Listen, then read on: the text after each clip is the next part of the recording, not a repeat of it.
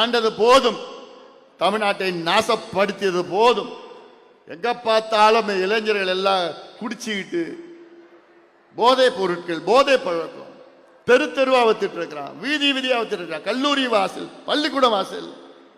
அது தெரிந்தும் தெரியாமல் நடித்துக் கொண்டிருக்கின்றார் முதலமைச்சர் அவர்கள். முதலமைச்சர் இன்னைக்கு புரோகிராம் போடுறார்.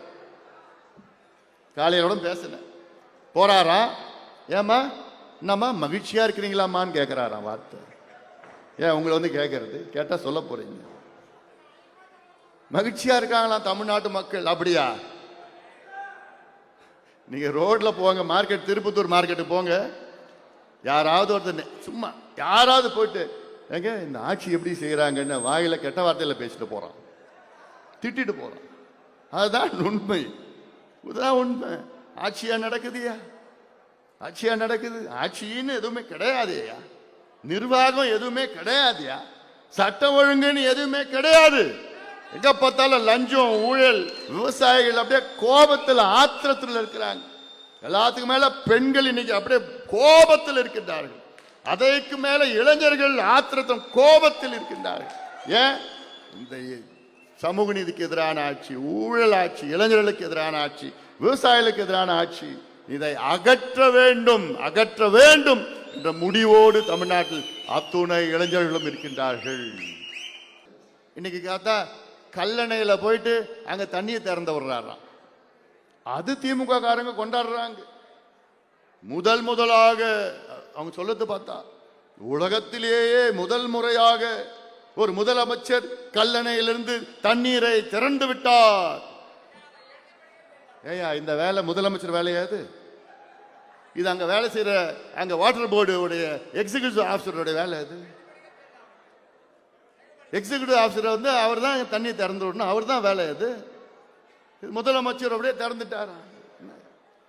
மேட்டூர் அணையை முதலமைச்சர் அந்த தண்ணியை திறந்து விட்டார். ஏன் அந்த மேட்டூர் டேம் உடைய அங்க இருக்கிற இஓடைய வேலையாது? இது முதலமைச்சரோட வேலையாது? இது அந்த காலத்தில் வெள்ளக்காரன் அந்த டேம்லாம் வந்து கண்ட்ரோல்ல வச்சிருந்தான். ஏன் கண்ட்ரோல் பண்ணி வச்சிருந்தான்னா அப்பதான் அங்க கீழே இருக்கிற மக்களை கண்ட்ரோல் பண்ண முடியும். அந்த காலத்தில் வெள்ளக்காரன் கண்ட்ரோல் பண்ணி வச்சிருந்தான். அவன் சொல்ற நாளைக்கு தான் திறக்கணும், எல்லாம் இருக்குது, எல்லாம் இருந்தது. இப்போ டேம் எப்ப திறக்கணும், என்ன திறக்கணும், அது முதலமைச்சர் அனுமதி கொடுக்கணுமா, அந்த அமைச்சர் வந்து போனோமா? அதனாலதான் எவ்வளோ நம்ம வெள்ள பாதிப்புகள், பல பாதிப்புகள் நமக்கு வந்திருக்கு.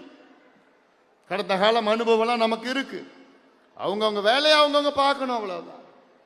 முதலமைச்சர் வேலையை முதலமைச்சர் பார்க்கட்டும். முதலமைச்சர் வேலை என்ன? இன்னைக்கு சட்டம் ஒழுங்கு பொறுப்பு யாரு? முதலமைச்சர். காவல்துறை பொறுப்பு யாரு? முதலமைச்சர்.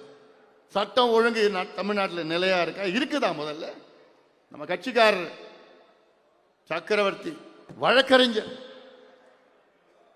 சோளிங்கர்ல கிட்டத்தட்ட 6 நாளுக்கு முன்பு துப்பாக்கியில கொடூரமான முறையில் சுட்டுக் கொல்லப்பட்டார். துப்பாக்கியில்.